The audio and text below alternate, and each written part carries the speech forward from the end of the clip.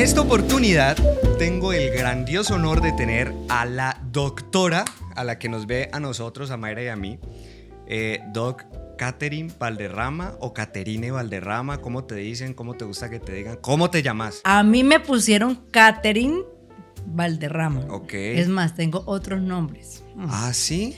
Ay, sí. Bueno, a ver. No, pero espérate, te explico. Lo que pasa es que cuando llegan los porteros al condominio, por favor, la señora acá, entonces yo, ¿cómo es que? O sea, decime como querás. Entonces, normalmente yo no sé por qué a la mayoría de la gente le queda más fácil decir Caterine. Entonces yo, ay, diga Caterine, y así no se enreda. Pero Caterine. yo me llamo Katherine. Katherine, listo. Igual Sí. yo también tengo problema con eso, ¿no? Hay ¿Por veces qué? te digo Caterine, otras veces te digo Katherine. Sí, no, y yo no tengo problema. Ah, bueno, Sí. no, mientras no Es tengamos más, lo problema escriben por con eso. K, con C, con TH.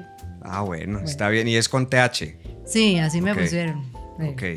Bueno, Doc, ella, la señorita que tenemos aquí hoy, es la que se ha encargado de guiarnos en el proceso de la alimentación, de la salud, pues, funcional, además que no le metemos, pues, bueno, eso vamos a hablar más adelante, no le metemos el químico, la vaina rara, sino que todo es como en función a lo natural. Entonces yo te quería hacer una pregunta, Doc. Tengo entendido que tus papás son ultra ciencia, químicos, así enamorados del tema. ¿Lo tuyo viene de ahí? Mis dos papás son químicos. Ajá. Yo creo que de allí viene como la formación académica, ¿no? Como Ok. el que nos inculcaron a los tres, la parte como de la academia, del estudio, Sí. etcétera. Pero luego mi mamá se orientó más, empezó a leer, a investigar y se orientó más. Ella empezó con la parte en la casa, en la alimentación. Entonces empezó a darse cuenta que los procesados, que era mejor alimentación saludable, y allí ella empezó como a cambiarnos eso. Pero eso yo estaba sardina, pues, Más o menos. cuando yo tendría por ahí unos 10, 12 años. Ok. ¿sí? Wow, y o sea que vos desde Claro. niña venís con eso. Claro, eso fue mi mamá que nos Ya. empezó a inculcar. Y mira, hasta muy gracioso porque mi hermana una vez tenía como 5 años y dice: en esta casa yo nunca he visto una hamburguesa. Cuando tenía 5 años. Es más, ¿a qué sabe una hamburguesa? Decía ella, mi hermana. Y nosotros como que caímos en, ve, ¿verdad? ¿No? Aquí no se come, nosotros no comemos hamburguesa, como lo más natural. Pero claro, las amiguitas de ella, chiquitas y ese, y nosotros, no, es que aquí no se come hamburguesa. Pues mi mamá le fue explicando y todo el cuento. Entonces, como que desde siempre, muy jovencitos, desde muy niños, mi mamá nos fue inculcando eso. Y entonces como que se fueron mezclando las dos cosas, que yo tenía esa formación muy académica y al mismo tiempo también con el enfoque más hacia lo buscar desde la salud, desde la alimentación y allí después estudié medicina y fue orientando como tal vez por la misma formación lo que estoy haciendo ahora. Y Doc, o sea, vos hablas de que tuviste como que te inculcaron alimentarte bien desde tu niñez y eso. ¿Será que sí fue eso entonces lo que hizo que vos tomaras la decisión de meterte por el lado de la medicina funcional? ¿O cómo fue esa transición? O sea, digamos, ¿en qué momento vos decís en el colegio, no, esto es lo mío porque...? Yo tengo ya la base, Okay. que es una base que digamos que fue natural, porque en mi diario vivir la veía en mi casa. Pero luego, bueno, uno ya decidí que quería estudiar medicina, entonces estudié medicina. Y cuando estudias, yo antes de estudiar medicina, yo estudié estética, ¿sí sabías? No lo sabía. Ay, muy chistoso, porque cuando yo salí del colegio, cuando nosotros estábamos como bueno, yo estaba como en 10º, 9º, 10º de bachillerato. Ok.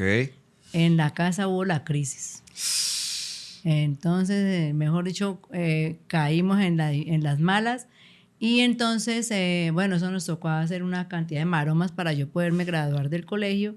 Y aunque yo sí quería estudiar medicina, primero que yo salí muy sardina del colegio, yo salí como de 15 años.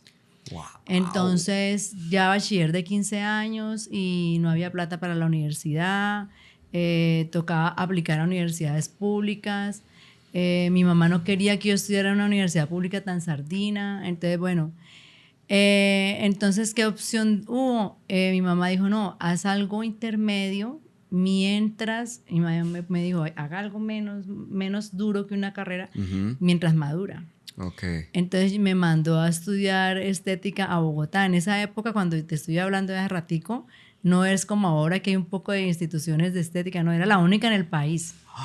Pero daban facilidad de pago, no como una universidad. Entonces nos metimos, mi mamá y yo me fui para Bogotá, porque eso era en Bogotá, a vivir con mis abuelas, a estudiar estética. Y luego ya aprendí un arte, digamos, de cómo defenderme, y entonces yo trabajaba y ahí sí apliqué a la universidad. Entonces yo trabajaba y estudiaba. Uy. Estudiaba medicina y trabajaba en estética. Y así fue como fue. Entonces en la parte de la estética también le inculcaban a uno mucho que no, que la terapia, que las hierbas, que la no sé qué. Entonces digamos que ahí también me fueron formando. Pero igual a uno en la universidad le daña la cabeza, obvio. Sí. O sea, a uno en la universidad le enseñan las bases, pero también está mucho la influencia de la industria. Sí, o sea, no, eso sí es la realidad. O sea, los pelados que salen de la universidad ahorita salen solamente con una visión, una sola cara, una sola visión, y la otra cara no la conocen y no les interesa conocerla porque la industria se encarga de hacerles creer que la única cara que hay para ver es esta, ¿no? Entonces, así sale uno con esa formación y entonces ya, pues me gradué, me fui a hacer el rural y en el rural, como yo ya sabía lo de estética, entonces yo trabajaba en el día en medicina y en la noche puse bonitas a todas las mujeres del pueblo. Entonces eso era más bueno. Dog, ¿en serio? Buenísimo. Entonces yo adelgacé a la mujer del alcalde, a la mujer del secretario de salud, a todos los del pueblo. Y eso fue el centro de estética, pues, pero era dentro del mismo centro de salud. ¿Cuántos años tenías más o menos? Cuando salí de la universidad, como 20... Pues yo empecé la universidad a los 17, porque fueron 2 años de estética. 17, 18, 19, 20, 21, 22. Sí, como a los 22, 23. Ahí ya estaba en el rural y entonces hacía eso. Entonces yo trabajaba, ganaba dinero en lo que me pagaban como rural y me ganaba dinero de la estética. Yo me llevé los aparatos que me fui comprando de a poquitos. Entonces eso ya era la famosa del pueblo. Madre. O sea, por ahí ya empezó como a arreglarse la situación. Total, no, gracias a Dios, sí, total, exacto.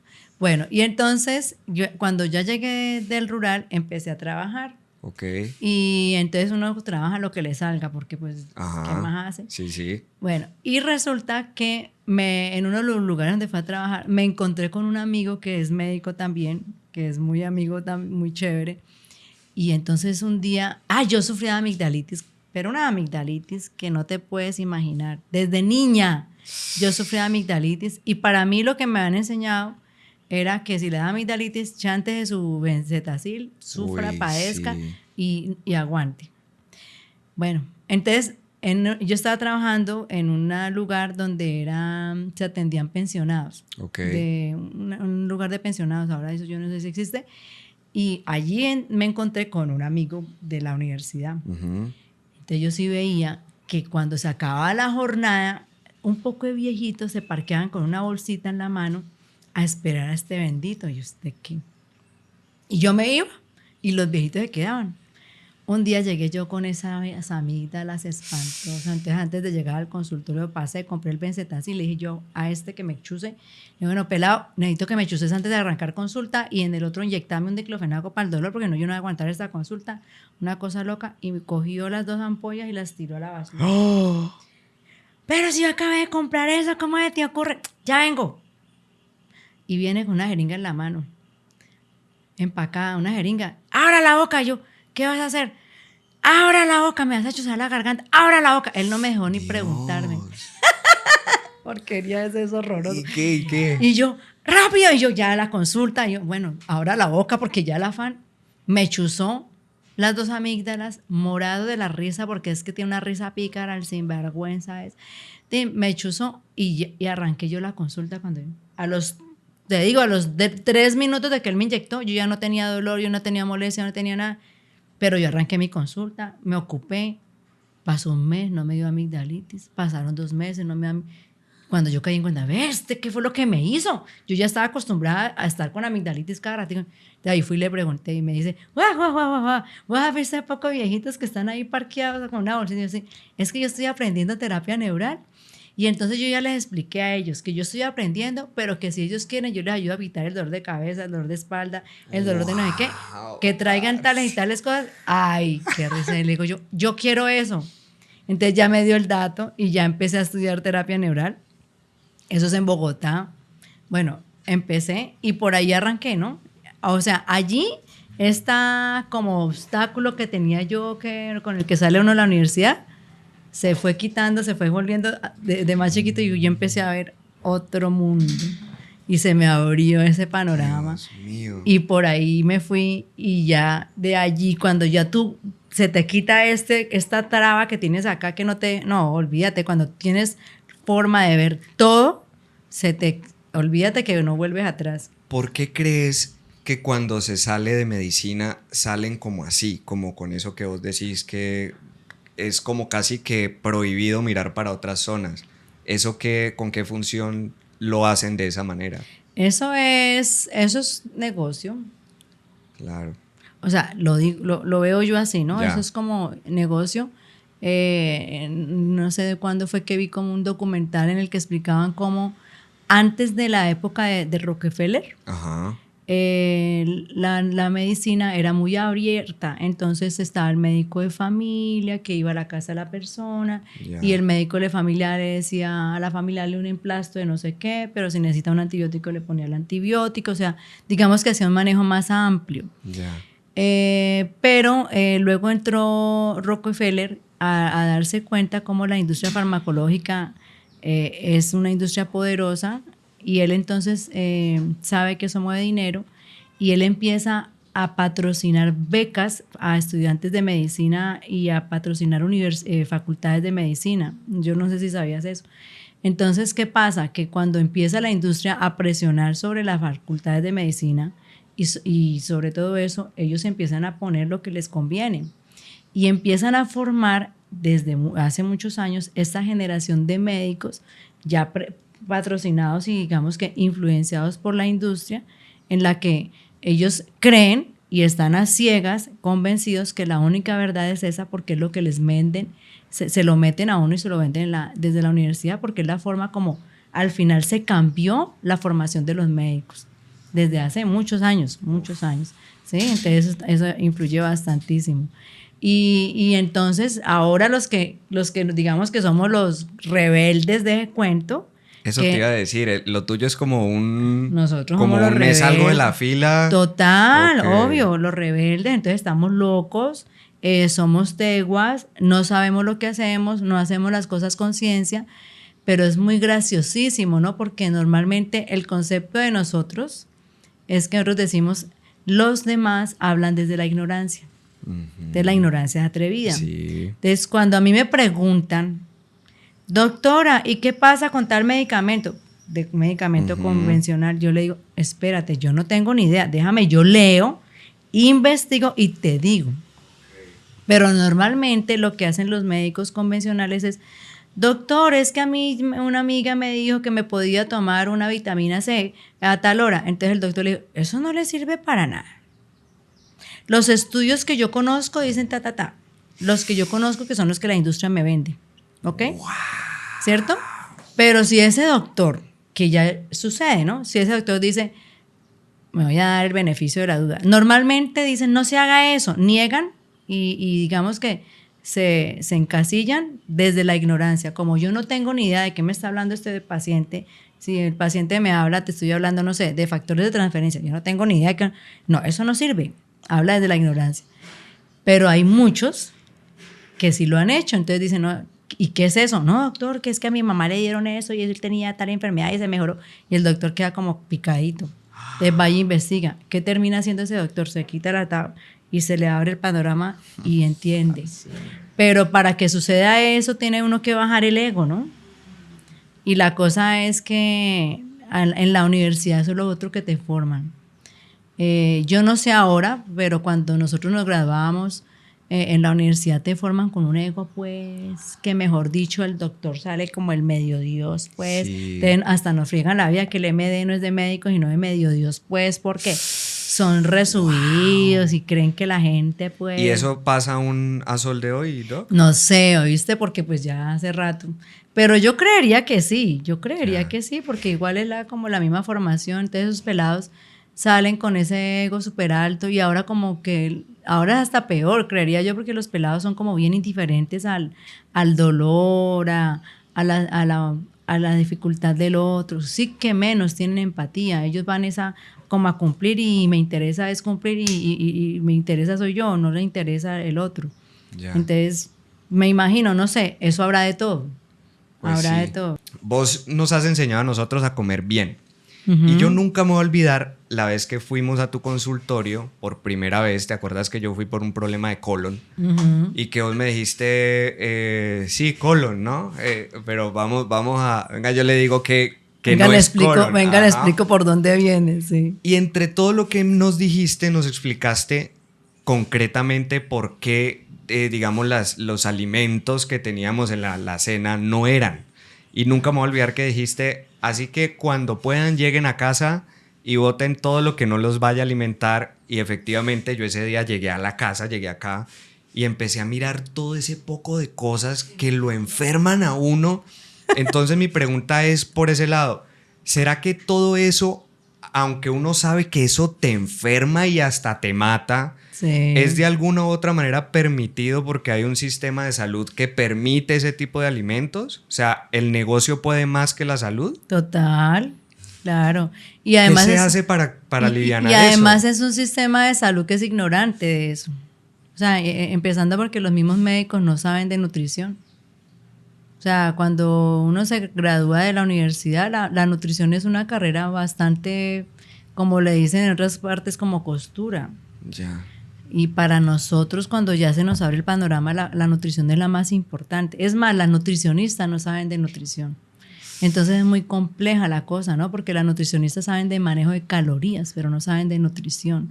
Para las nutricionistas la comida es comida, pero para nosotros la comida es información. Entonces cambia completamente el panorama. No, obvio, pero además es por el mismo círculo vicioso de la influencia de la industria sobre la salud, de la influencia sobre la industria sobre la educación, sobre todo, claro. O sea, ¿vos crees que antes de alguna u otra manera se comía mejor o se sigue comiendo igual antes que ahora? Me refiero, antes se comía más saludable, los abuelitos, pues los abuelitos que vemos ahora, yo dudo mucho que esta generación llegue a esa edad de abuelitos por todo lo que se come. ¿Se comía mejor o es porque ahora ya hay mucha más industria? ¿Qué decís No, vos? total, que se comía mejor, o sea, el marrano que se comía la abuela Delfa, que es la abuela de mi casa de 97 años, no es el marrano que nos podemos comer nosotros. La zanahoria que comió la abuela Delfa, que tiene 97 años, cuando era niña, no es la zanahoria que nos comemos nosotros, ¿sí? Yo le digo, abuela, ¿vos qué te comes? Porque esas de las conversaciones que yo hago con la abuela. Yo todos los días almuerzo con la abuela y le digo, Ok. abuela, ¿a vos qué te echaban de lonchera en el colegio? Ah, mija, una arepa. En un vasito, un poquito de café o chocolate. ¿Pero con leche o con agua? No, ¿cuál leche o se daña? En agua, mija. Y yo llegaba a la mitad del recreo, había un palo de aguacate. Ay, Entonces parce, nosotros imagínate. nos encaramábamos al palo de aguacate. Partíamos el aguacate, nos compartíamos el aguacate, lo metíamos a la arepa y comíamos a la arepa, aguacate y chocolate. ¿Y qué comía uno qué come uno? ¿Y de qué comen lonchera los ahora? niños de ahora? No, y papitas y cajita Y gaseosa. y gaseosa y salchichita. Entonces mira la diferencia entre la abuela cuando era niña comía comida real. Los niños ahora no comen comida real, comen comida que parece comida pero que no es comida. Y la otra, abuela, ¿y vos cómo hacías para llegar a la escuela? Ah, no, mija. Eso uno se levantaba tempranito, se ponía zapatos viejitos porque tocaba irse caminando y luego ya cuando llegaba a la escuela se ponía los zapatos limpios. Caminaban, miqueaban, hacían ejercicio. Mira la diferencia. Se encargaban al árbol a robarse el aguacate. No, y ahora, hermano, ahora si uno se para el computador es un milagro. No, es o si un uno niño, suelta el esos celular. niños ahora es terrible, son adictos, son adictos. Por más que hayan aplicaciones que generen como un trabajo cerebral de, a ver, ponga pues a hacer números y eso, yo creo que ahí es que soltar el aparato de vez en cuando. Total, y cuál aire libre, ni qué nada. Doc, en todo ese proceso y ese camino mientras estabas explorando esta nueva etapa de la nutrición y esto, ¿en qué área o en qué momento llega tu esposo? La historia de Raúl es un cuento. Raúl, a ver, yo era nerda. Nerda es Pero que, a ver, ¿qué nivel de nerda? Nerda es que yo no salía de mi casa. Ok. Bueno, ese es el nerd. Ok. Nerdo es que yo, desde que empecé a estudiar medicina, les dije a mis hermanos, a mi familia, olvídense de mí porque lo más probable es que yo voy a estar aquí metida todo el día clavada estudiando, porque pues yo no soy la más inteligente, entonces me tocaba estudiar. Ok. Bueno, entonces yo era clavada estudiando y entonces mi hermano tenía un amigote que eran los amigotes del barrio. Ok. Y mi hermano llegaba a las 2, 3 de la mañana de estar de farra con los amigos a mi casa, porque era la casa más grande, entonces allá llegaban a dormir en un patio que hay con hamacas, entonces allá llegaban a dormir todos. Y a esa hora llegaban a fregarme la vida porque yo estaba estudiando. Y entre esos estaba Raúl. Ok. Entonces, imagínate. Ok. Bueno, eso era así, pero para mí Raúl era uno de los horrorosos amigotes de mi hermano, nada que ver. Este muchacho no me deja estudiar, Nada hombre. que ver, llegan a hacerme bulla, a interrumpirme mi paz. Bueno, y resulta que fueron pasando los años y esos amigos de Raúl y de mi hermano, digamos que ya se volvieron más frecuentes en mi casa, pues, porque estaba ahí mi hermano. Y entonces, en alguna ocasión, uno de ellos, había un perro. Ya. Un perro en mi casa y uno de ellos tenía un hermanito chiquito y al hermanito le gustaban los perros. Entonces él un día fue de día, normalmente llegaban de noche, un día fue de día y yo estaba con mis amigas estudiando medicina, mis amigas compañeras de la universidad. Ay, ve, que es que mi hermanito quiere jugar con el perro de aquí, que si lo meto yo, sí, entra, pero pues entre y cuide a su hermano y cuide al perro que estoy estudiando. Sí. Y el bendito conoció a mis amigas. Entonces va y le dice a las otras, las amigas de Catherine están buenas. No era yo, porque yo era la hermana mamona, cansona, regañona que llegaba a echarlos. Y va y le dice a ellos, las amigas de Catherine están buenas. Entonces estos mi hermano nunca había hecho nada. Estos sinvergüenzas empiezan a inventarse el cuento de venir a conocer a mis amigas. No era por mí, era por mis amigas. Ok. Que con el cuento de traer al otro con el perro. Entonces, cuando ya vinieron y vieron a las otras, les llamó la atención. Entonces, ellas, ¿qué tenían que hacer ellos para poder llegar a mis amigas? Pues volverse amigas mías. No tenían opción. Gústele o no. Ok. Y además, como yo era la responsable, a mí sí me prestaban el carro de la casa. Entonces, si querían salir, tenían las viejas y el carro, pero me tenían que llevar a mí.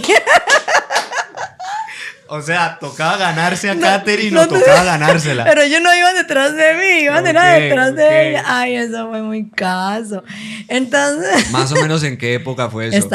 Yo ya estaba como a mitad de la universidad, creería yo, por ahí como en... Sí, ya estaba. En años, ¿vos cuántos años tenías? Más o menos. Espérate, yo he hecho cálculo, no me acuerdo. Por ahí unos 20. Ok. Tal vez sí, por ahí unos 20. Entonces ya empiezan ellos, ya no iban a buscar a mi hermano, sino que iban de día, dizque a buscar al perro con el niñito, pero era para poder sentarse a hacer visita con mis amigas. Y eso lo hicieron varias veces hasta que ya me ganaron, ¿no? Entonces ya entraron en confianza. Entonces, no, que hagamos algo esta noche, que no hay qué. Entonces ahí sí, claro, ¿no? Pues claro, las amigas y el carro, a mí se me lo prestaban. Entonces ya empezamos a hacer parches de salir de noche, no sé qué. Y eso era salir a hablar y hablar, y pues, que es uno universitario. Sí. Bueno, y en una de esas, digo yo, estábamos hablando y entonces yo les dije, yo sí no me voy a casar. Y yo decía eso. ¿Vos decías eso? Obvio. Yo no me voy a casar y no voy a tener hijos. Eso yo lo tenía claro. ¡Wow! Yo no me voy a casar y no voy a tener hijos porque eso me obstruye mi pensamiento, mi plan de irme del país a hacer una especialización y luego otra especialización, porque el plan Vos mío era estabas hacer clarísima. la renerda, pues, de irme. No, claro, yo el plan, y yo ya había averiguado en España, para dónde me iban en España, todo lo tenía. Bueno, y entonces en una de esas, pone cuidado lo que dice don Raúl. ¿Con qué sale? Dice, yo dije, es que yo no me voy a casar. Y dice don Raúl, ¿y con vos quién se va a casar? Le escupió para el cielo y le cayó en la cara. Le cayó en la cara, dice la Doc, mira. Ay, Doc, vení. ¿Cuánto duró esa remada? O sea, digamos ese tiempo en el que él Entonces, estuvo allí. bueno, fuimos amigos. Eso es de las cosas chéveres que yo viví y que nosotros a las parejas, nosotros con mi esposo hacíamos apoyo de parejas. Okay. Ya no lo hacíamos, pero digamos que duramos mucho tiempo haciendo apoyo de parejas. Okay. Y es de las cosas que nosotros le decimos, sean amigos.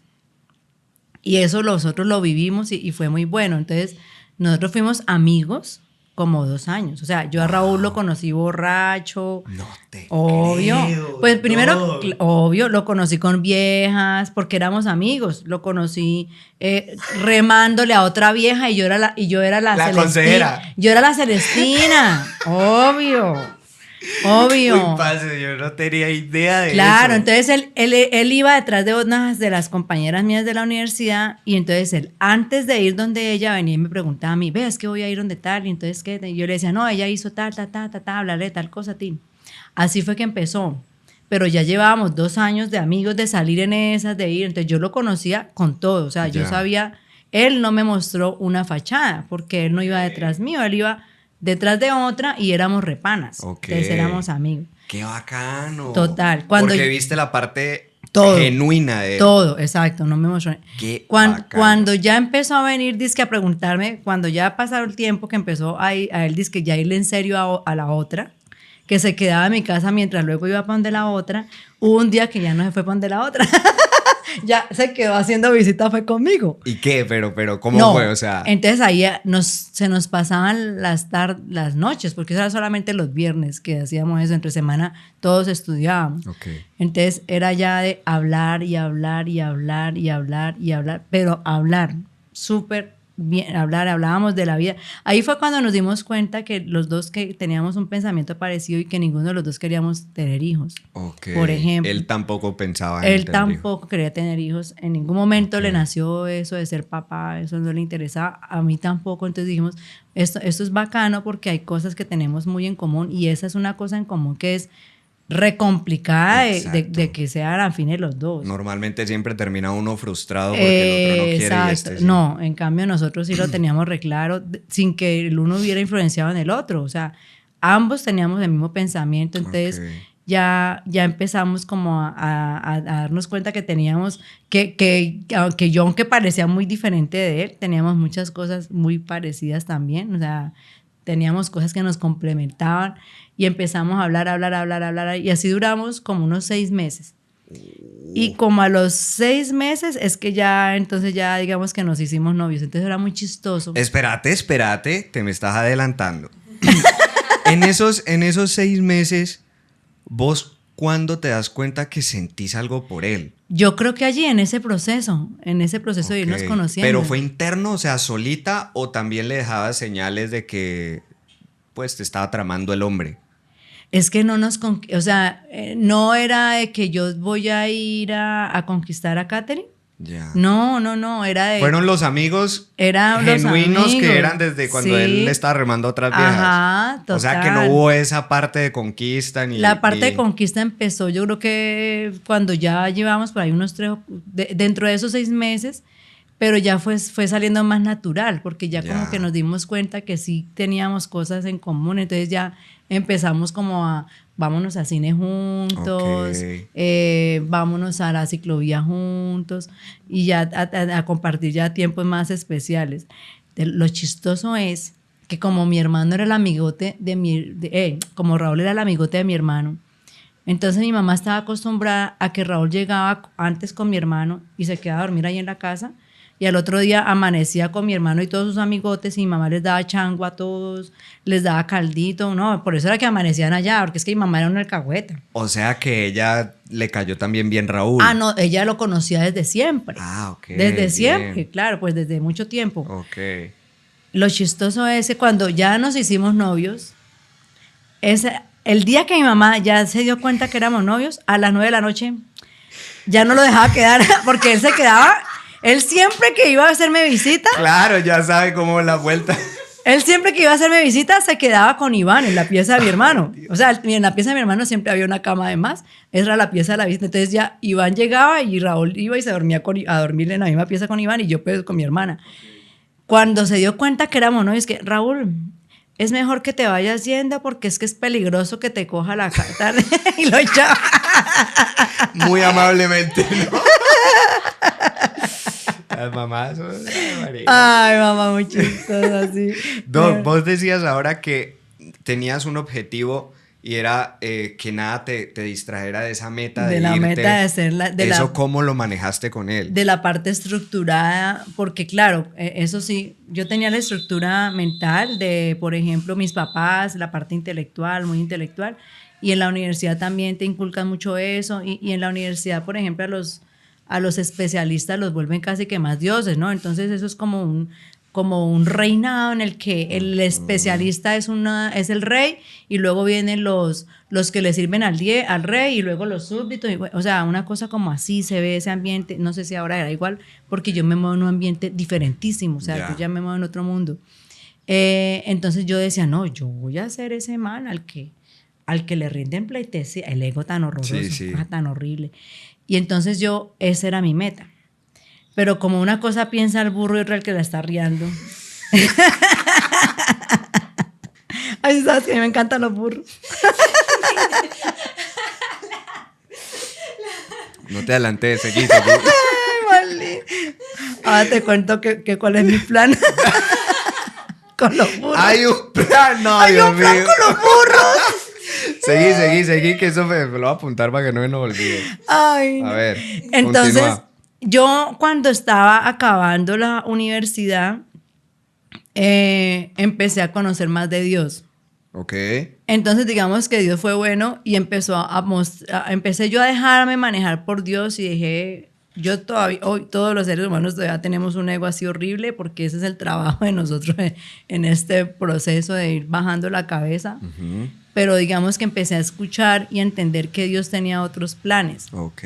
Y entonces fue muy, muy natural también cómo Dios me fue quitando como eso y me fue poniendo cómo yo sí podía tener lo que yo quería sin tener que dejar a mi familia y lo que yo quería, lo que me apasionaba sin tener que sacrificar todo. Ya. Y cuando descubrí, por ejemplo, que la vida de esposos también podía funcionar, entonces yo dije, no me cierro. Yo no decía me voy a casar, ¿no? Pero digamos que tampoco me cierro a casarme.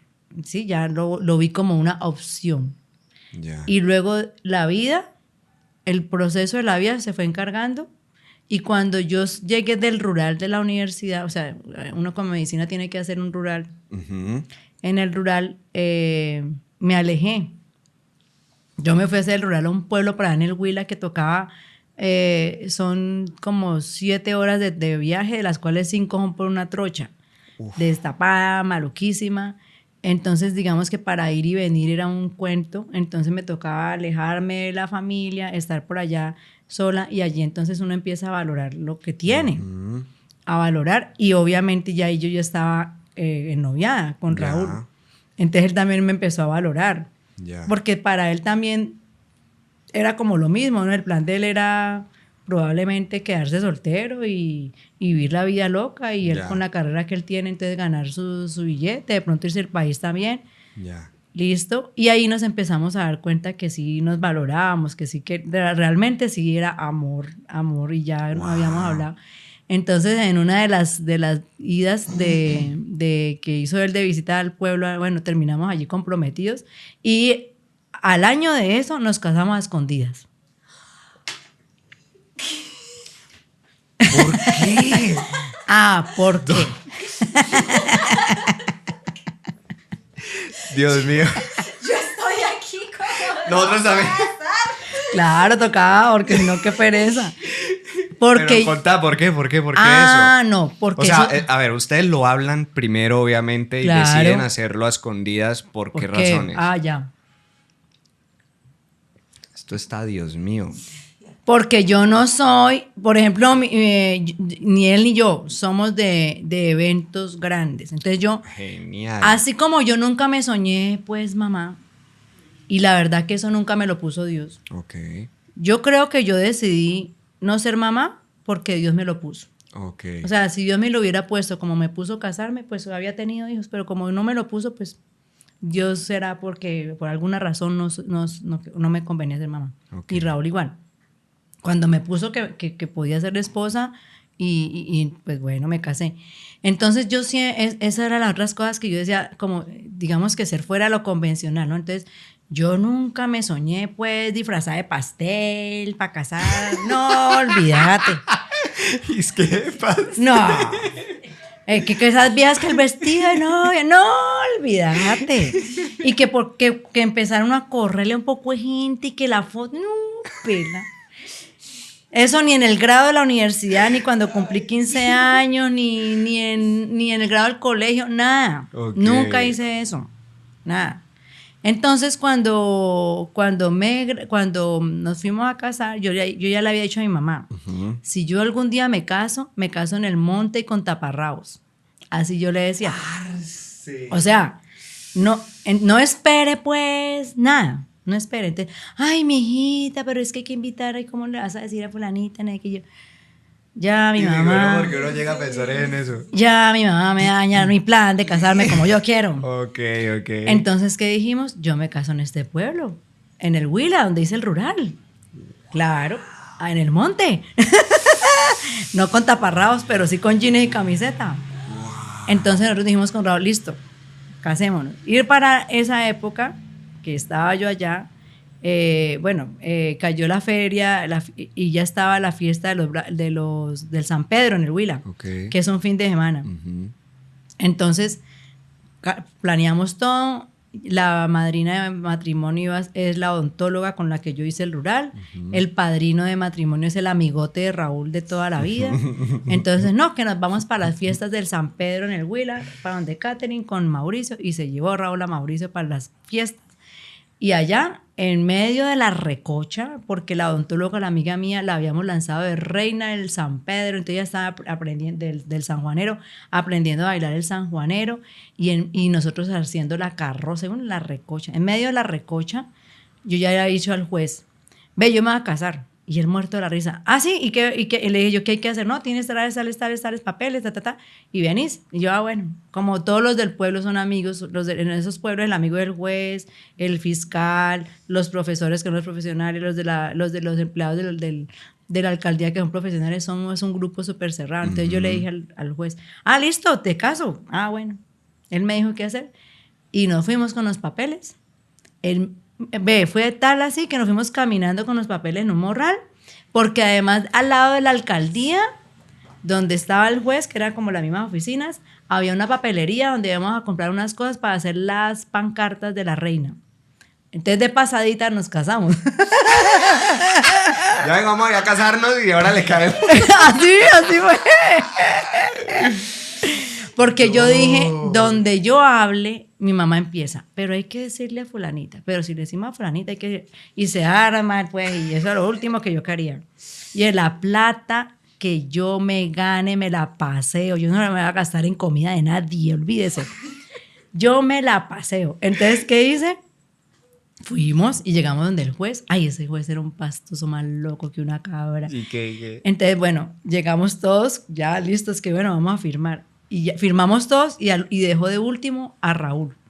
Eso era más chistoso porque Raúl iba a firmar y el man le quitaba el papel. Pensalo bien. ¿Vos te vas a casar con esta tatacoa? ¿Te vas a casar con esta fuera? Y el Raúl, que sí, hombre. Entonces volví a le pasar el papelito. Y Raúl iba a volver a firmar y le quitaba el papel. Pero en serio, pensalo bien, le decía al juez. Nos hizo reír hasta que al fin lo firmó, bueno, y ya nos casamos. Y esa fue. Y ya. ¿Cómo le dijiste a tu mamá? Ay, qué pecado mi mamá, mi papá. A Raúl le tocó. Yo me quedé en el pueblo, reída, rascándome la barriga. Y Raúl, ¿Verdad? claro, yo me quedé en el pueblo y Raúl se devolvió para Cali. Pobrecito. ¿Qué hizo? Y Raúl, qué vergüenza. Ahora yo cómo voy a decir, porque Raúl me dijo, Raúl es muy organizado, ¿no? Entonces él dijo, cuando le vamos a decir a tus papás, vamos los dos y hablamos y les explicamos por qué y todo. Pero resulta que mi mamá empezó a presionar, mijita, pero usted que Raúl va a ir a visitar en ese pueblo, ¿qué van a decir las personas? ¿Qué van a decir las personas? Que usted va, que Raúl va y se queda allá, que no hay qué. Entonces yo, un día, ya desesperada, le dije, mamá, yo ya estoy casada. Mire. Ay, padre. Yo ya me casé. Ah, porque mamá, pues entonces cásense. Mamá, yo ya me casé. Entonces mamá, ay, tan boa, tan boa. Bueno, entonces ella no me creyó. ¿No te creyó cuando lo dijiste? No, porque pues era pura recocha. Ya. Entonces Raúl me dijo, ¿para qué le...? Y Raúl estaba allí conmigo cuando yo ya estaba... Era por Telecom en esa época. Yo, mamá, yo ya me casé. Para que ya ella no se estresara, pues, porque Raúl me iba a visitar. Y... Entonces, le quedó después como sonando. Y entonces por la noche nos fuimos de rumba, pues, de rumba con todos los del hospital, del centro de salud. Eso era cada 8 días que nos íbamos de rumba. Yo no tomo. Okay. Nunca he tomado. Okay. Entonces la rumba era agua. Ya. Pero sí bailas. Sí. Obvio, recocha. Okay. Y bueno, llama a mi mamá al centro de salud. Por favor, la doctora. Y le contesta la enfermera, ay, no, ella se fue con el esposo para la discoteca. Ahí fue donde le confirmaron. Luego le tocó a Raúl llegar aquí a Cali a la cara a mis papás. Ay. No. Pero bueno, ya pasó y ya se supo, ya le llegó. Eso sí, Catalina se casó. Pero no invitó a nadie. No. Ya cuando regresamos a Cali, que yo ya estaba establecida aquí en Cali y todo, hicimos una ceremonia con el pastor, pero no hicimos nada, sino que el pastor fue a la casa de mis papás, ya hicimos algo más formal y digamos que mis papás y la mamá de Raúl participaron de la ceremonia donde estábamos casados y ahí ya nos pusimos las argollas. Ya, ok. Ya lo hicieron como más formal para la familia. Ok, no, y es claro que lo hiciste primero como querías vos, sí, y después como también para honrarlos, bueno, a ellos, claro. También, y también porque como que no habíamos hecho ante Dios algo que nosotros también queríamos, ya. Porque ahí ya digamos que ya los dos estábamos más buscando los caminos de Dios, entonces lo queríamos hacer ante Dios también. Ok, ¿él es tan viajero como vos? ¿En esa época te diste cuenta que le gustaba viajar o vos fuiste la que le enseñaste a él a viajar? No, esas de las otras cosas que nos puso Dios en común, ¿no? Yo decía, si yo tengo hijos y me caso, me ato y yo quiero conocer el mundo. Qué y bueno. Entonces o me gasto la plata en un hijo o me gasto la plata paseando y el hijo me da dolores de cabeza en algún momento, pues también muchas alegrías, pero pasear me da muchas alegrías. Ese pensamiento es muy nuestro, ¿no? Ok, él también tenía la mentalidad de querer viajar. En eso también. Y es muy gracioso porque, por ejemplo, ahí ya nos casamos y ya empezamos a aprender de las parejas, asistir a los grupos de parejas. Okay. Y entonces era chistosísimo porque a veces nos reunía como la pareja líder. Bueno, ¿y qué problemas tienen ustedes? Y no, que es que el hijo no hay qué. El otro no, que es que la hija no hay qué. Todos los estreses, ¿no? Y nosotros, no. Estamos calculando para dónde vamos a ir a pasear. Como que nos dimos cuenta cada vez, nos vimos dando cuenta que estos pobres vivían estresados con los muchachitos, el otro con el adolescente, y nosotros pues sí, uno sí tiene problemas, pero no el nivel de problemas que tenían esos. Entonces ellos nos decían, que ellos creían que nosotros nos íbamos a contagiar de querer tener hijos con esa otra pareja. Olvídese, eso nos acabó de convencer. Olvídate, yo no quiero eso. Ay, que los hijos son de la mamá. No, pelá, yo puedo ir más. Yo vivo bueno. Yo vivo sabroso. Ay, no, Dios mío. Ay, No, No, pues obvio. Ay, no, esta mujer me ha hecho reír. Y entonces viajando, fue de las cosas que, digamos, nosotros desde como eso de no tener hijos, fue de las cosas que también nosotros dijimos, esto sí lo queremos hacer, y lo coordinamos desde recién casados. Entonces nosotros pues recién casados, par de recién graduados que apenas estamos empezando a producir, y eso se los enseñamos nosotros a las parejas, ¿no? Nosotros empezamos a hacer un ahorro planillado, entonces como Raúl está tan organizado en las finanzas, porque si fuera por mí yo viviría debajo de un puente. No importa si me gano 5 o 5,000, viviría bajo el puente. Bueno, pero Raúl es súper organizado en las finanzas. Entonces, desde siempre armamos un ahorro. En esa época yo me acuerdo que ahorrábamos cada uno 20,000 pesos mensuales. En un ahorro. Cada uno. Cada uno. Listo. Es el 20, yo 20, y eso lo sumábamos, servicios, agua, teléfono, los 20,000 del viaje, eso era parte del presupuesto, o sea, eso era una obligación. Qué bueno. O sea, eso no era de que, no, este mes no hubo, no, olvídese. Deja de comer, pero eso es una obligación como pagar los servicios, de malas. Qué bueno. Y ese ahorro, entonces lo fuimos sumando, y cuando sumamos al final de año, de 20 en 20 cada uno, o sea, 40, empezamos a poder empezar a viajar. Obviamente, gracias a Dios, ese ahorro se fue creciendo y ahora el ahorro, pero seguimos con la misma rutina. Ya. O sea, para irle nosotros, metiendo al ahorro. El ahorro de viajes. Sí, o sea, eso es parte del presupuesto. Como pagar los servicios, como pagar las obligaciones, eso es una obligación financiera. Entonces, va metida allí. Entonces ya, cuando se llega el momento del viaje, nosotros ya tenemos todo. ¿Cuál fue el primer destino? El primer viaje que hicimos... o sea, el primer ahorro que hicieron vamos a ir allá la primera. A San Andrés. Qué rico. A San Andrés y Providencia, que fue como el de luna de miel cuando ya nos casamos, ya estando yo aquí. Dijimos de luna de miel al final de ese año, vamos a ir a San Andrés, y fuimos a San Andrés y Providencia. Ese fue el primero. Muy bacano. O sea que por el lado de viajar, ambos estaban pensando lo mismo, así que viajaron y ahorraron, de hecho, para poder viajar. Y seguimos ahorrando y seguimos viajando. Un destino que te haya marcado en eso de los viajes, que vos digas, este inolvidable. Bueno, una de las cosas que nosotros decimos es que yo no quiero repetir. Ejemplo, si yo ya fui a Machu Picchu, yo no voy a volver a Machu Picchu. Vas a otro lado. Sí, obvio. Si yo ya fui a donde sea, yo no voy a volver. Pero hay lugares que yo digo que sí repetiría. Por ejemplo, que me encantaron y que yo digo quiero volver porque me faltó. ¿Cuáles? Turquía. Turquía me encantó. Me quedó faltando. Ya. ¿Un destino que te falte por ir? El que se me fregó con la pandemia. Nosotros para el 2020 teníamos ya cuadrado el tiempo, la agenda y todo, y no compramos porque Dios es bueno. No compramos los tiquetes y nosotros íbamos a hacer una ruta de Singapur, Camboya, Vietnam, esto de esa ruta.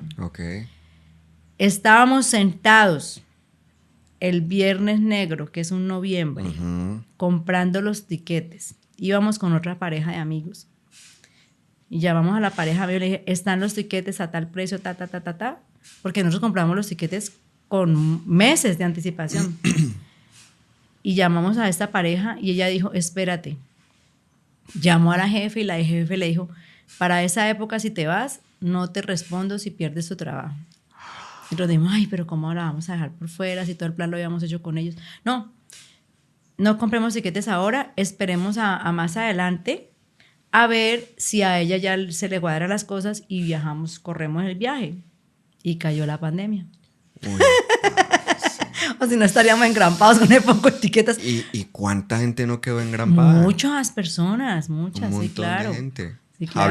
Hablábamos, de hecho, en tu casa, hablábamos que mucha gente incluso tenía planes de irse del país y ya pues irse a vivir a otro lado. Imagínate. Y vendieron todo, quedaron sin nada y pandemia no los deja salir. O sea, que la sacaste barata. No, pero Dios ha sido bueno. Nosotros siempre antes de tomar cualquier decisión, por sencilla, procuramos decirle, yo por ejemplo hago, no, Señor, si esto es tuyo, ábreme puertas, porque yo soy ciega. Entonces, si es tuyo, ábreme puertas, pero si no es tuyo, ponme todas las trabas del mundo, por favor, porque como yo soy ciega, necesito que me pongan muchas trabas para entender que esto no es tuyo. Y así funciona, porque si no, uno se va de narices y tenga que dejar en la cabeza. Es cierto. Entonces, digamos que eso sí lo hemos hecho, hemos tratado y fue Dios, yo digo, eso fue Dios, porque en otra ocasión hubiéramos dicho, no, pues entonces Diana que no vaya y nos vamos nosotros sin Diana, nos vamos en ese paseo. Estaríamos en gran paz, una deuda ni la bestial. ¿Vos cómo piloteas el tema de la alimentación cuando te vas de viaje? O sea, digamos, vos tenés aquí pues ya unos alimentos, como algunas cosas que comes, otras que no.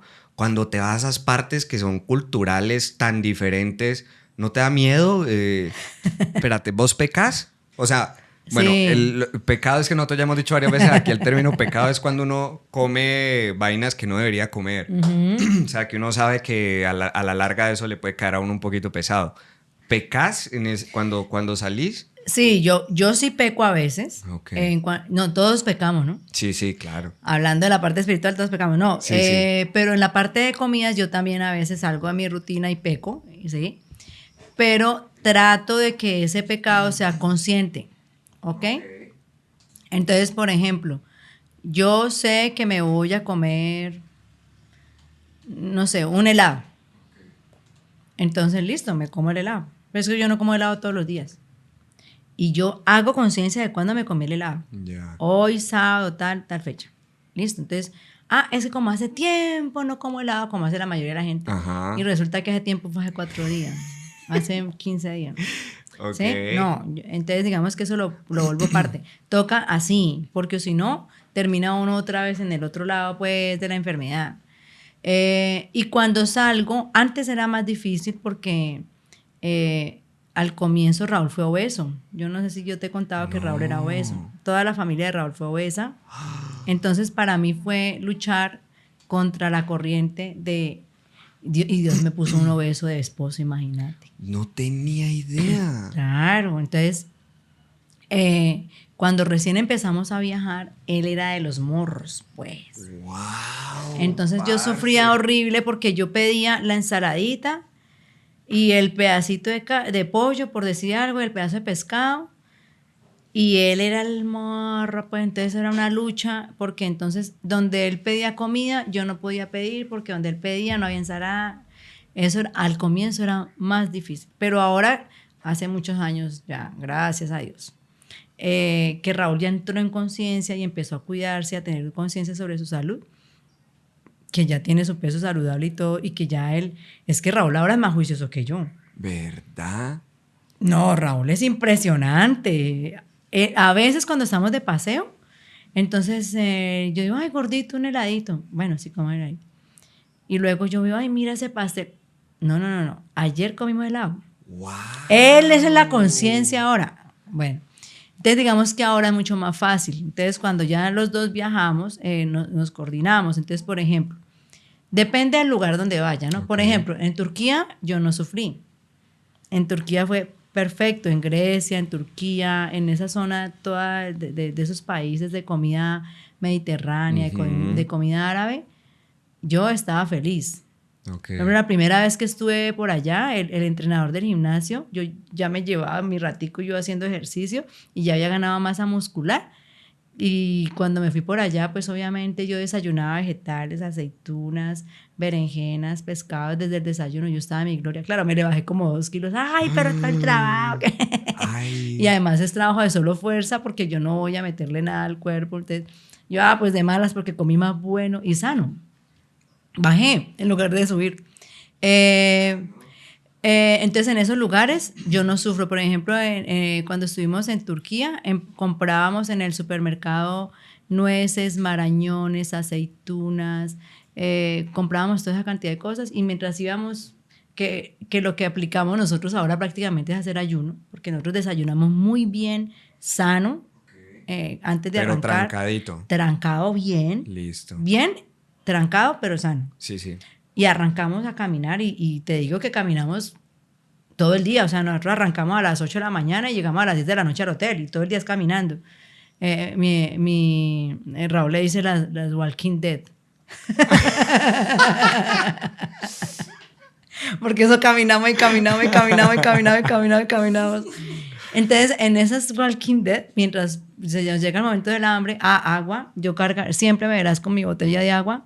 Qué bueno. Y entonces agua, y nos sentábamos y hacíamos una merienda de lo que te estoy diciendo, nueces, almarañones, frutos secos, pero de esto sí, agua. Y luego ya cenábamos por ahí tipo 5 de la tarde, otra vez una cena súper saludable de ellos, con cordero, con vegetales, una cosa, y ya. Entonces digamos que al final en dinero ni siquiera gastamos plata en comida grande, porque la plata buena la metemos en una cena rica. Qué bien. ¿Ya? Y el desayuno normalmente se le dan a uno en el hotel y dan opción de escoger y armar uno su comida. Okay. ¿Ya? Y eso lo hacemos. En otros lugares, por ejemplo, en Estados Unidos, que es tan pesado, porque es que en Estados Unidos yo hago mercado. Ya. Para no comer de la calle.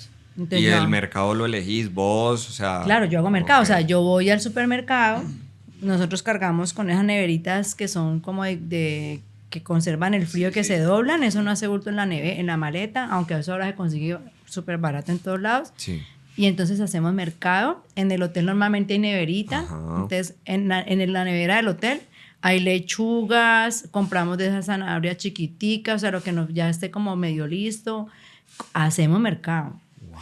Y lo que hago yo, lo que hacemos entre los dos es que en la loncherita, cada uno carga con su loncherita, entonces hacemos, por decirte algo, un wrap con vegetales, con pollito y agua, y eso es lo que almorzamos o lo que comemos de merienda. Y luego llegamos y buscamos también más vegetales. Entonces, así, para no comer pues la pizza, la hamburguesa. La alimentación cuando te vas de viaje entonces sí es algo hablado, por lo que veo. La alimentación cuando me voy de viaje es algo hablado, pero como mi hermana dice que me voy modo vacaciones. Ok. Nata. Sí. Okay. Entonces, cuando me voy modo vacaciones es porque me rompo el esquema. Ya. Entonces, si yo voy caminando en París y pasas por yo no sé cómo se dice, no he podido aprender a decir pastisserie en francés. Ok. Y eso yo no como normalmente, pero vos ves una pastisserie de esas vainas y uno dice, estoy en París, yo tengo que probar esa vaina. Por Dios. Y entras a ese lugar y todo lo que te ponen es una cosa manjar. Uf. Uy, Dios mío, hay que probarlo. O sea, ¿cómo vas a estar en París? Por favor. Y al menos una vez no vas a entrar a la pastisserie, como se diga. Por Dios. Es un pecado. Sí, eso sí sería pecado, sí. No, eso es un re pecado, pero esa vaina es... ¡Uf! No, es una cosa peligrosísima. Ok. Pero así compenso. Ya. O sea, yo no me voy a ir a comer todos los días pasticcería, pero sí entro.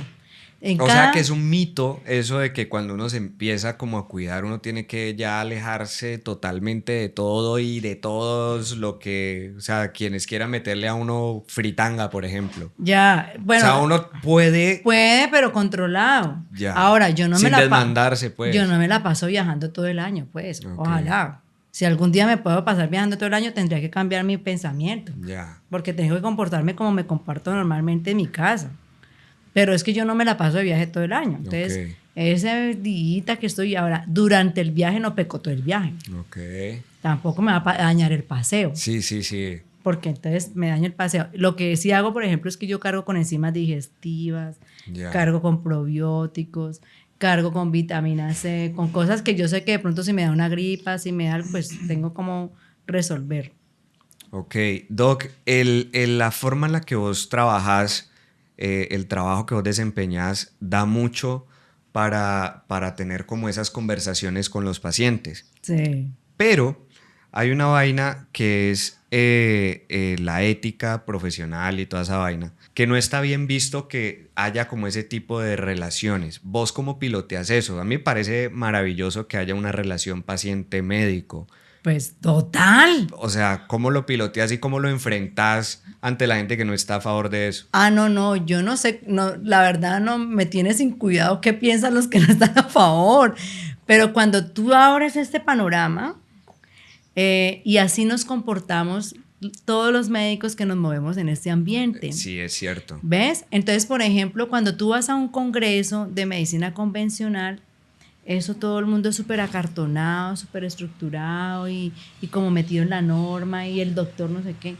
Cuando tú estás en este ambiente, mira, hace 8 días estuve en un almuerzo con uno de los duros que trabaja en medicina ahorita funcional, pero que estuve con 2, que fueron mis profesores de la universidad, que en su momento eran pues el especialista. Este señor es un especialista, que además es subespecialista, que luego hizo medicina funcional y homeopatía. Y con él me siento a conversar como normal, yo ya ¿me entiendes? Entonces, como que cambia. Okay. Y eso en la relación médico entre colegas es un ambiente de amistad, okay. No es de competencia. Ya. Y en cuanto a los pacientes, no. Yo creo que yo soy amiga de mis pacientes.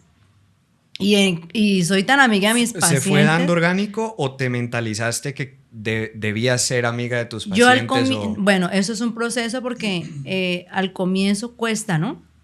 Entonces al comienzo cuando empieza uno a cambiar esta rutina y a dejar la estructura, y yo digo, yo ya soy la rebelde, entonces yo voy a hacer lo contrario, al comienzo te lo tienes que imponer. Tienes que tomar la decisión de hacerlo, como la mayoría de las cosas. Uno al comienzo tiene que tomar la decisión de tomar el paso. Sí. Entonces yo al comienzo decía, no, pero es que yo cómo le voy a decir a Gracielita. Vení, Gracielita. No, antes era, doña Graciela, ¿cómo le va? Por favor, se sienta. ¿Sí? No, yo ahorita por el COVID se me fregó, pero yo a mis pacientes, a mis abuelas, el abrazo, ¿y qué más, Gracielita? ¿Y qué estuviste pecando? ¿Qué, Gracielita? ¿Sí? Repana de Gracielita, okay. Y me muero la risa. Gracielita también se siente muy cómoda. No, Gracielita es un amor. Estoy poniendo un ejemplo de una que es real, ¿no? Gracielita. Ok, yo creo que era. Okay. No, Gracielita es un cuento. Ok, bueno. Entonces, existe Gracielita. Total, que existe Gracielita. Okay, un saludo para Gracielita. Sí, bueno, entonces, ¿qué pasa? Entonces ya Gracielita se abre. Ya. Y entonces ya Gracielita no es la paciente y la doctora, sino que es la amiga. Ya. Y entonces Gracielita ya me cuenta cuando tal cosa, cuando se siente triste. Y entonces empieza uno a tratar más áreas de la persona y esa persona se empieza a tener una salud más integral. ¿Ves? Y eso nos pasó a nosotros, ¿no? Nosotros conocimos a la doc así. Nosotros fuimos a una consulta. Obviamente nos recomendaron, vea que la doc, que para que vaya por el problema de su colon. Bueno, fuimos, normal la consulta, pero la energía de la doc cuando uno va a ese consultorio es otra y le permite a uno, sí, abrirse, porque de ahí para allá hemos seguido en procesos en donde ha sido fundamental abrirnos, poderte contar más cosas. Total, y es por la salud, es por la salud, pero además porque se va dando. Entonces ya, mira, yo por ejemplo estuve en Holanda gracias a que una paciente me invitó y llegué a casa de paciente. En Las Vegas, porque una paciente me invitó en casa de paciente, ¿ves? Okay. Entonces ya mis pacientes son mis amigas, yo ya... Y eso es una maravilla, porque, por ejemplo, cuando llegué a Las Vegas, la paciente me dejó el carro, me dejó la casa, y dice, pero yo voy a rentar carro. No, tú te quedas con mi carro. La señora de Washington igual, bueno. Tú tenga mi carro, vaya, pase, no sé qué. No, esta es su casa, esta es su familia. Entonces es muy chévere, porque ya es aunque yo sigo siendo su doctora, porque ellas obviamente me siguen consultando, pero también me cuentan cosas y nos reímos y compartimos, es muy diferente. Y yo no tengo problema con eso, llevo 25 años trabajando, bueno, digamos que 23, porque los primeros 2 años no hice medicina, hice la medicina que salí de la universidad. Okay. Y no he tenido problema, antes al contrario, se me han abierto puertas. ¿Por qué crees que está esa norma, Doc? ¿Debe existir por algo? Que uno no debería como involucrarse o sea, ¿por qué crees que la medicina, la medicina, ¿cómo se le puede llamar a esa convencional. Medicina? La convencional, porque alopática. Es como tan rígida, tan... Yo no sé, ¿no? Yo percibiría, o lo que le enseñan a uno cuando está en la universidad, es que si uno crea vínculos emocionales con el paciente, pierde objetividad. Ya. Eso es una de las cosas que le dicen a uno. Y lo otro es que entonces el paciente también va a crear mucha confianza y entonces te va como a romper tus límites y no te va a dejar ser tu tiempo independiente de doctor. Ya. Pero, ¿Te ha pasado eso? No. ¿No? O sea, ¿no ves que de pronto haya algo que haya que modificar, digamos, esta forma en la que vos llevas a tus Pues pacientes? por ahora, gracias a Dios, no. Ahora, yo no trabajo en un servicio de urgencias. Yo sería fatal en un servicio de urgencias. ¿Por qué? Por mi forma de ser. Yo soy fresca, tranquila, relajada. A mí me gusta sentarme a hacer visita con el paciente, conversar, preguntarle por dónde estuve de paseo y cómo te fue en el paseo. Por eso yo separo un buen tiempo en mi consulta. Qué bueno, normalmente. sí, es cierto.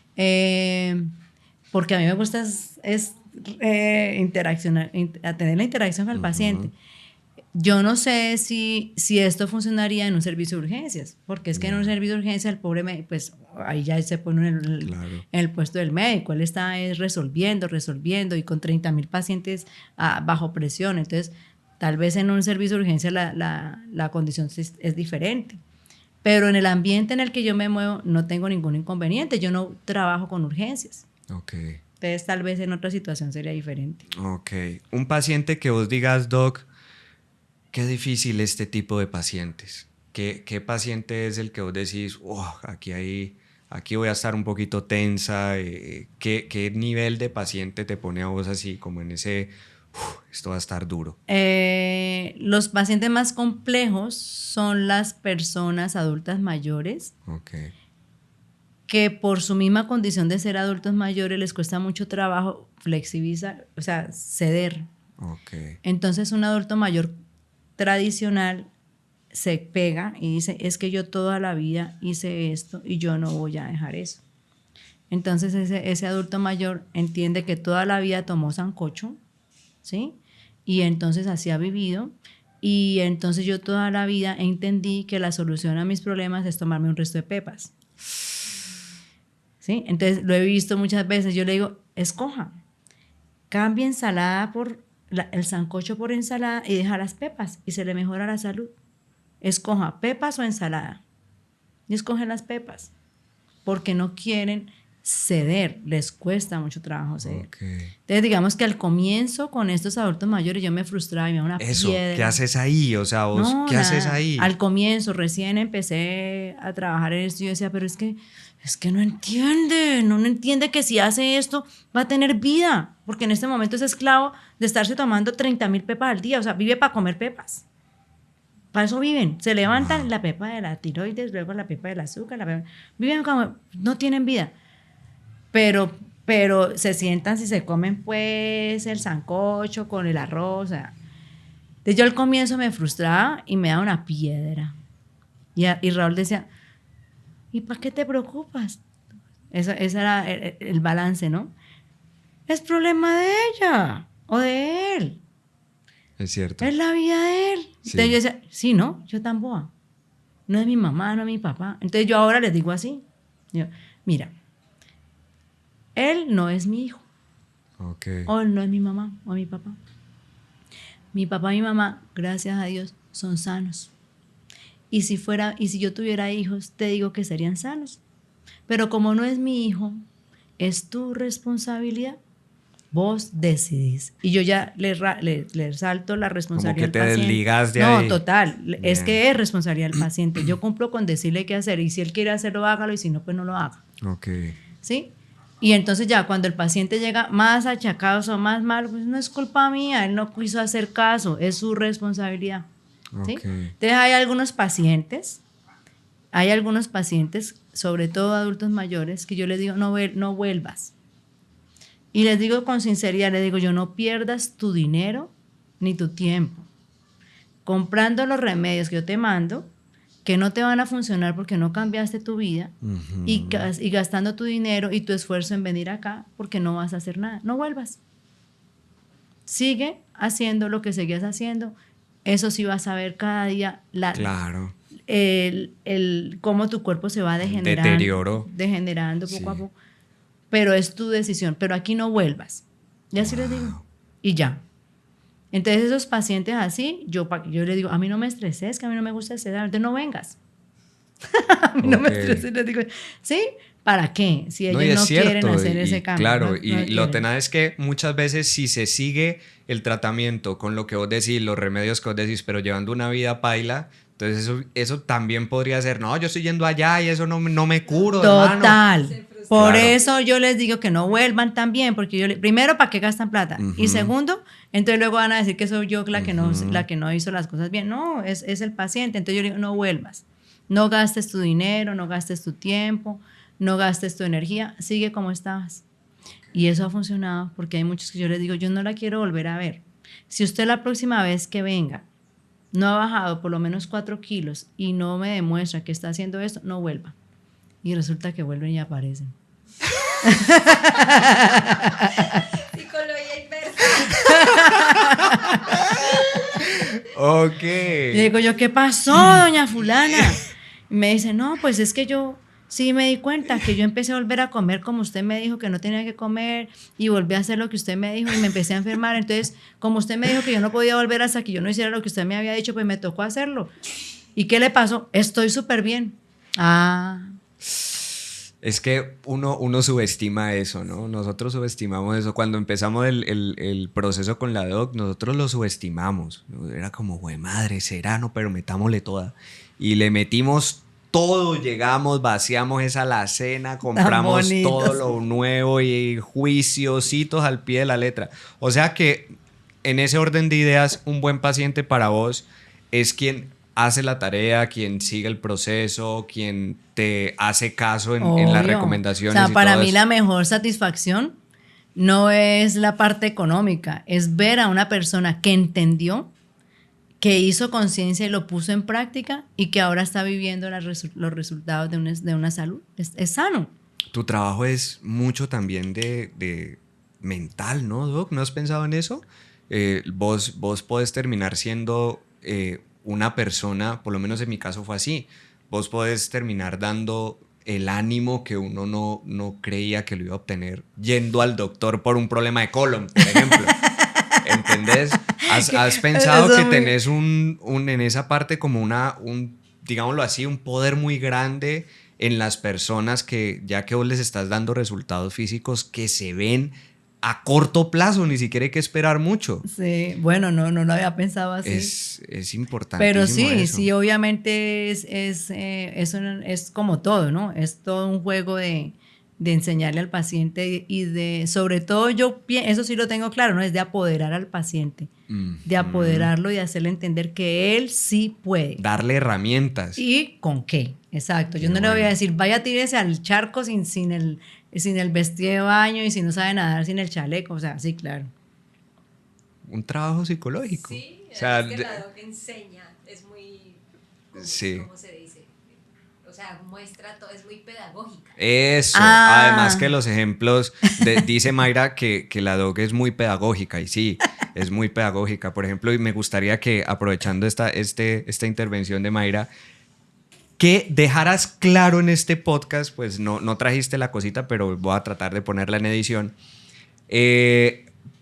porque yo sigo hablando del tema, ¿no? O sea, Mayra y yo ayer grabamos un podcast en donde contamos más a detalle todo lo que nosotros vivimos en la época del 2018, que fue la depresión más horrible que hemos vivido en pareja, y todo lo que eso implicó, y también mencionamos el tema de la alimentación. Ya. Entonces, en ese podcast yo digo que voy a buscar el momento, y ya llegó el momento, en donde la doctora de la que hablo en ese podcast, o sea vos, expliques qué tiene que ver cuando uno empieza a alimentarse mejor, que le cambia a uno pues la parte mental, como fue mi caso. Ya, lo que pasa es que cuando nosotros somos embriones, que está apenas formándose ese fetico, ese bebé, de la misma raíz de donde sale el cerebro, sale el intestino, ¿ok? Entonces son la misma mamá. ¿sí? O sea, son lo mismo, por eso son hasta parecidos, has visto que son Ajá. arrugaditos los dos. Sí. Luego ya cuando el embrioncito y luego el fetico va creciendo, pues ya va migrando, el uno se vuelve intestino y el otro se vuelve cerebro, pero hay una conexión directa, Siempre. siempre, entre el cerebro y el intestino.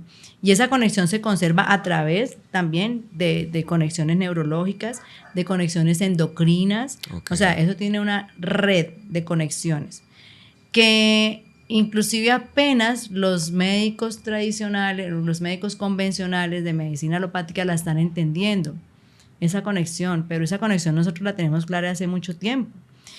Es por eso que las personas, por ejemplo, cuando tienen un estrés, les da diarrea, ¿sí? O al revés, tienen un problema gástrico y les da dolor de cabeza, o un problema intestinal, porque es lo mismo. Todo lo que le haces a tu cerebro, se lo haces a tu intestino, y todo lo que le haces a tu intestino, se lo haces a tu cerebro. Por eso, si yo tengo una alimentación saludable para mi intestino, le estoy dando alimentación saludable a mi cerebro. Todo lo que inflama el intestino, inflama el cerebro. ¿Ya? Entonces, cuando cambias la alimentación, que es lo que puedes controlar en cuanto a lo que alimentas físicamente, porque el cerebro también se alimenta de emociones, en cuanto a lo que alimentas físicamente, hablando de comida, a tu intestino, radicalmente el cerebro se alimenta, se manifiesta y empiezas a ver los cambios que tú dices, estoy viendo, antes no veías. ¿Sí? El intestino tenía ciego al cerebro por la alimentación. ¿Por qué en la medicina tradicional eso no se lo mastican a uno así? O sea, ¿por qué prefieren darte una pastica para que la maluquera pase, pero deja el problema ahí?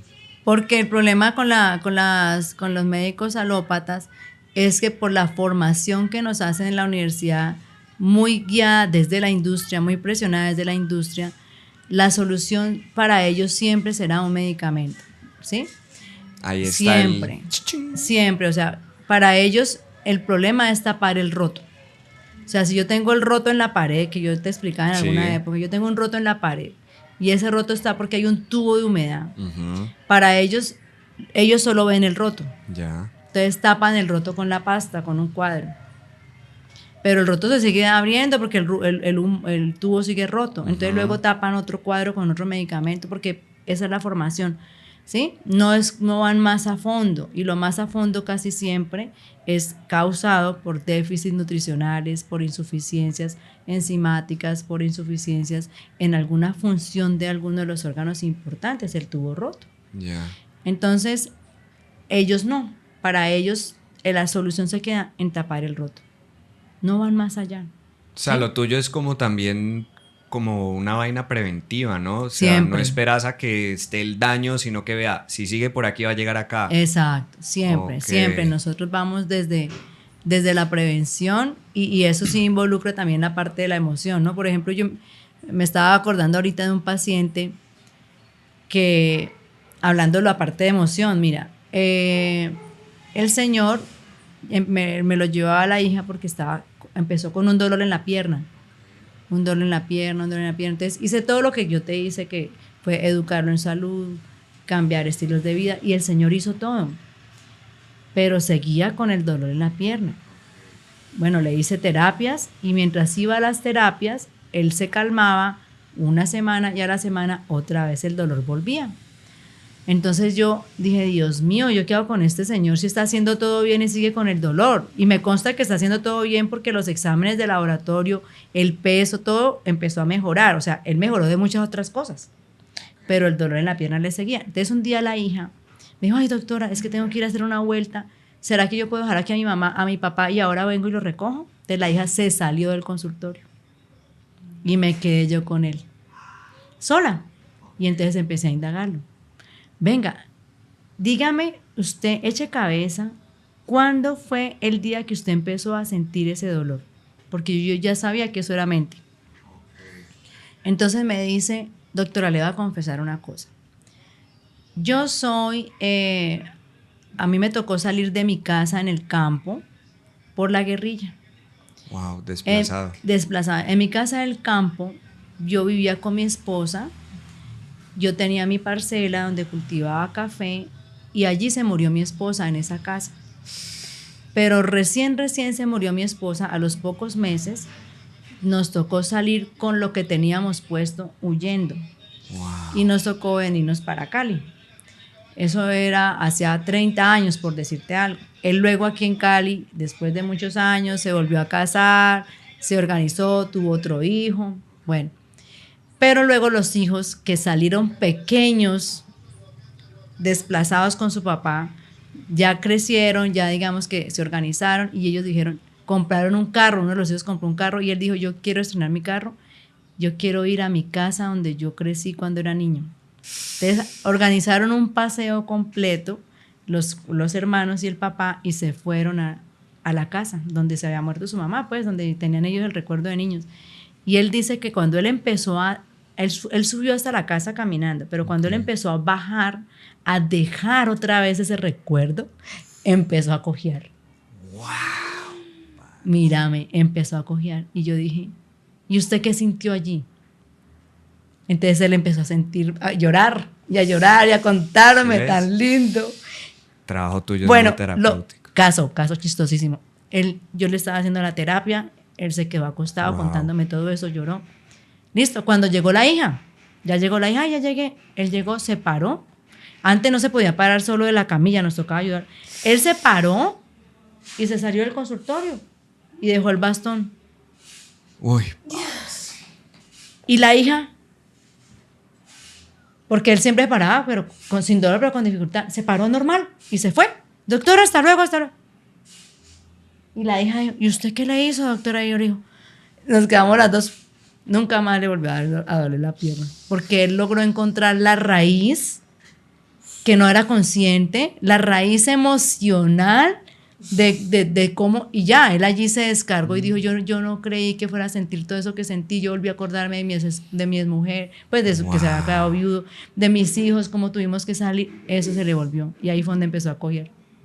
Pero cuando lo sacó, que me lo contó, ya, listo. O Y sea salió que a caminar. siempre va muy ligada a la salud mental Total. de la física. Por eso todo, pues digo yo que eso es todo una sincronía entre todos, un engranaje. Uf, doc. ¿Eso más o menos cuándo fue? Uy, hace tiempos. Por ahí unos 10 años. Uy, hace rato. Sí, hace rato. Pero así me pasa todo el tiempo, ¿no? Sino que digamos que ese es un caso más como muy explícito de cómo él se paró y se fue. Pero hay otros casos más lentos, pero que igual fue el mismo proceso, ¿no? Cuando la persona logra darse cuenta de su raíz emocional y sale. Y eso no lo hago yo como intencional de que tiene que, aunque a veces sí lo hago, ¿no? Hay ocasiones en las que yo ya digo, este paciente está haciendo todo y no se mejora, se tiene un bloqueo, eso es emocional. Entonces qué bueno o eso. yo me doy cuenta de que hay cosas emocionales que no lo dejan avanzar y que necesitan. Entonces ya yo le digo, listo, nos vamos a sentar los dos. Nosotros lo hicimos Sí. en una historia, que nos vamos a sentar los dos a hablar de tu vida, ahora y milagros, y vamos a ver tu raíz emocional. Y eso ya también se logra sacar. Doc, ¿cómo te encontramos en redes? Por @doctora Kate Valderrama. Muy bien.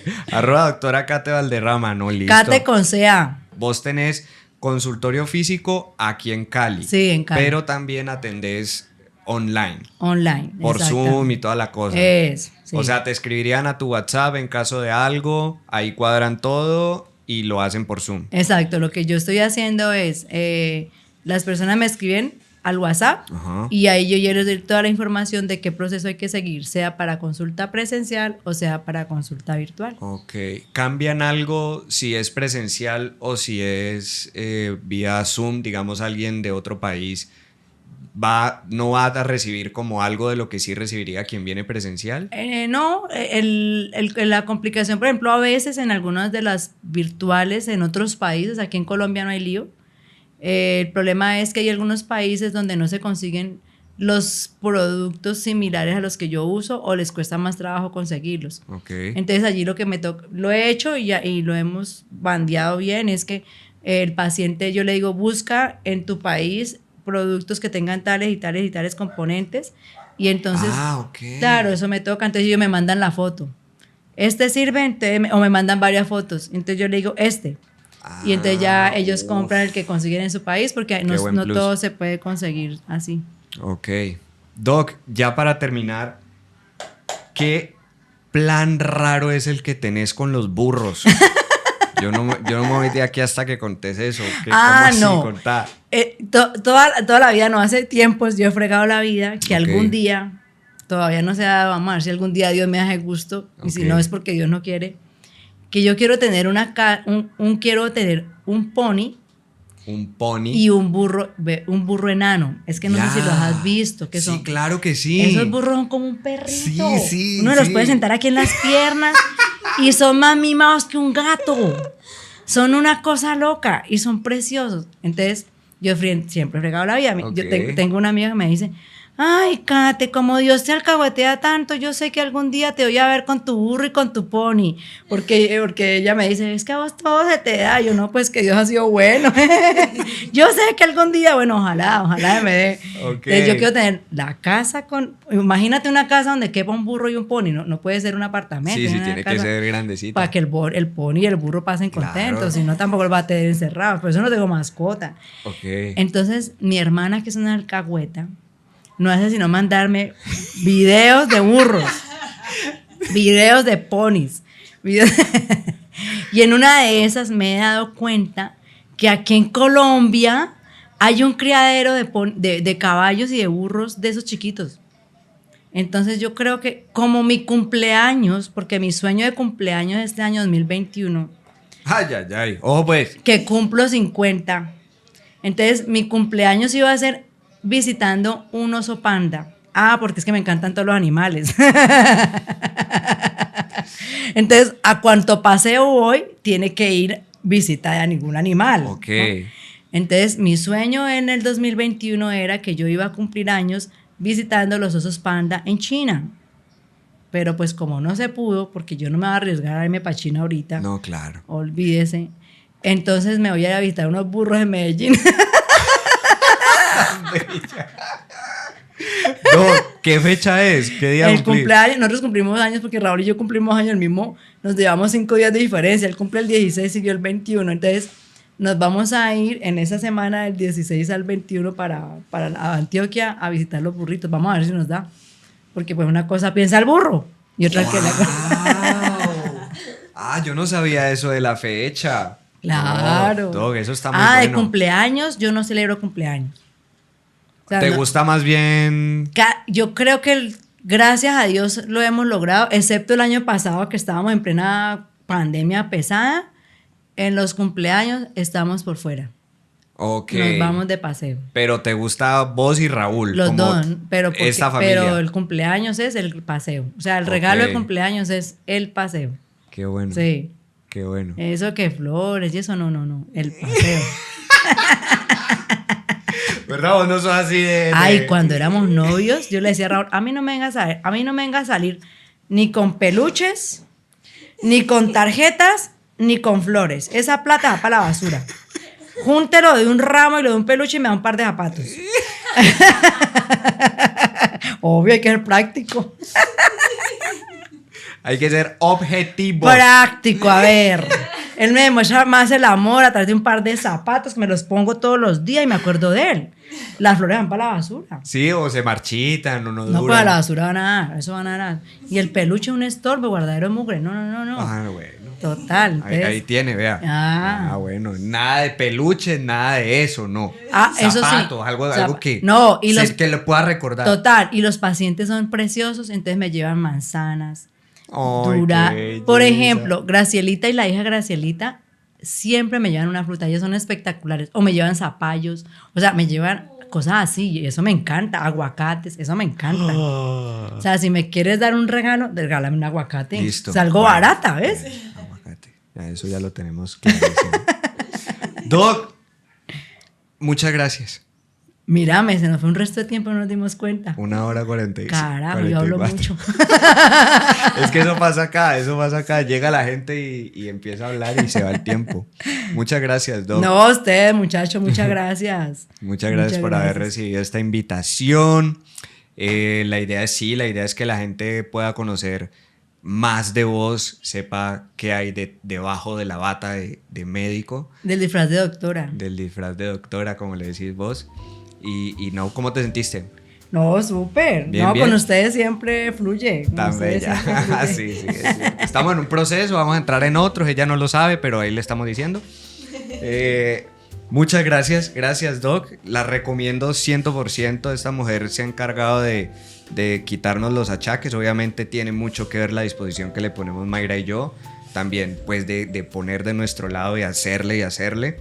Vamos a dejar las redes sociales de ella por aquí en el video, en alguna parte, para que vayan, la sigan y coticen, hermano, porque es que no podemos andar enfermos todo el día, toda la vida. Total, por favor. Necesitamos fuerza, Y energía. tener calidad de vida. Sí. Tener calidad de vida, eso es vida. Mírame, allá tengo ya la abuela de 97 años. Imagínate. Y lo único que me dice es: ya me acabaron mis vitaminas, mija. Y, bueno, ya las traigo. Y ella hace ejercicio y todo. Verdad. Claro, ya va la entrenadora que nos hace entreno a nosotros, que a nosotros nos tortura. A la abuela también va y la pone a hacer ejercicio. Sí. Claro. Doc, una pregunta antes de cerrar. Yo me apliqué la primera dosis de Moderna y ya no hay la segunda. Ajá. ¿Eso qué? No, eso toca esperar.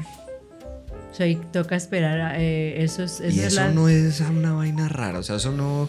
O sea, eso sí hace el mismo efecto positivo. Las vacunas lo que buscan es el mecanismo normal de las vacunas, lo que busca es activar sustancias que mejoran el sistema inmunológico y que el cuerpo aprenda como a reconocer ese cuerpo extraño. Entonces, cuando se pone una vacuna convencionalmente, lo que se hace es como decirle al dueño de la casa: vea, este es el ladrón. Y se le muestra la foto del ladrón una vez para que el dueño lo reconozca. Y luego el ladrón, ya, listo, el cuerpo lo reconoció. Luego vuelve y se le da un recordatorio: mira, acordate que este es el refuerzo, ¿no? Acordate que este es el ladrón. Pero el cuerpo ya lo reconoció y es muy probable que con la primera imagen mental, si estamos haciendo el paralelo con el ladrón, él ya se le grabe que ese es el ladrón. Entonces ya el cuerpo sepa defenderse. ¿Listo? Entonces normalmente el refuerzo es más como para hacer un refuerzo, pero el cuerpo sí se defiende. No, bueno, listo. Ahí ya pues ya tenemos como un poquito de tranquilidad, porque si estamos un montón de gente azarados porque no encontramos la segunda dosis. No, bueno, no ¿qué te va a pasar azares. con Además, eso? acuérdate que la mejor vacuna es tener un sistema inmune sano. Sí, eso lo aprendí de Total, vos. o sea. Eso lo aprendí de vos. Sí. Bueno, Doc, muchas gracias. A No ustedes, te quito muchachos. más tiempo. No les quito más tiempo. Gracias a todos ustedes por haberse visto este agradable café charlado. Espero que hayan aprendido mucho y se hayan entretenido un rato. Y nos vemos en otro café charlado. Chao.